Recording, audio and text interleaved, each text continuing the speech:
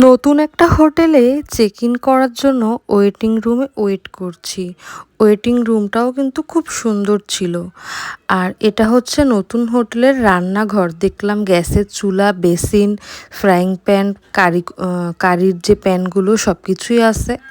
Micro oven, fridge সব কিছুই আছে। একদম মনে হচ্ছিল যেন নিজের বাড়ি, নিজের সংসার সেরকমই মনে হচ্ছিল।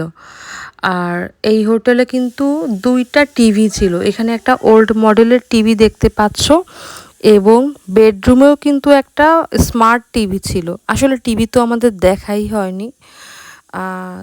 ভালোই হয়েছে, দুটো রুমে দুটো টিভি। আর এটা যেহেতু ডিল্যাক্স রুম, এখানে সোফা সেট ছিল এবং টি টেবিল সাথে সোফা ছিল। রুমটা কিন্তু অনেক বড়। এই রুমটাই বেডরুম হলেও বেশ হতো, বেশ বড় রুম ছিল।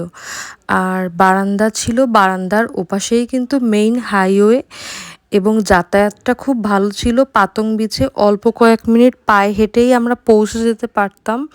খুব সুন্দর করে দেয়ালে ওয়ালমেট করা ছিল। আর হোটেলটা ছিল 4 তলা বিশিষ্ট, লিফট ছিল। আমাদের ছিল 3 তলায় আমাদের রুমটা ছিল। আর এখানে কিন্তু পার্কিং সুবিধা আছে, যদি কেউ গাড়ি নিয়ে আসে সে কিন্তু ফ্রি পার্কিং পাবে। আর এটা যেহেতু কাছেই ছিল, আর ওই যে বারান্দাটা দেখালাম, বারান্দার ওপাশেই কিন্তু 7-Eleven ছিল। আর এই যে একটা টিভি, এটা স্মার্ট টিভি ছিল।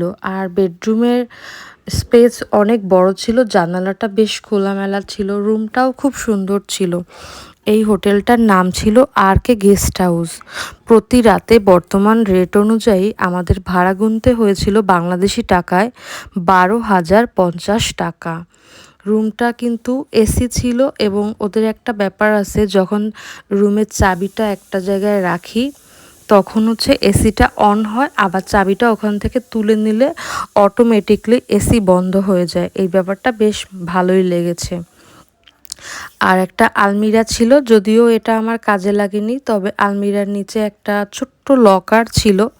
যদি কারো মূল্যবান কোনো জিনিস থাকে সে কিন্তু এই লকারে লক করে রাখতে পারবে। এই হোটেলে আমরা 5 দিন ছিলাম। ফিরে আসার সময় মনটা খুব হুহু করে কাঁদছিল। মনে হচ্ছিল নিজের বাড়ি, নিজের সংসার ছেড়ে চলে এলাম। একদম নিজের মতো করে এই হোটেলটায় ছিলাম। আমার এই যখন ভিডিওতে ভয়েস ওভার দিচ্ছি মনে হচ্ছে ইস, আরও কয়েকদিন গিয়ে থাকি। খুব ভালোই লাগছিল। আসলে বেড়াতে গেলে আমার বেশ ভালোই লাগে, মনটা খুশি খুশি লাগে।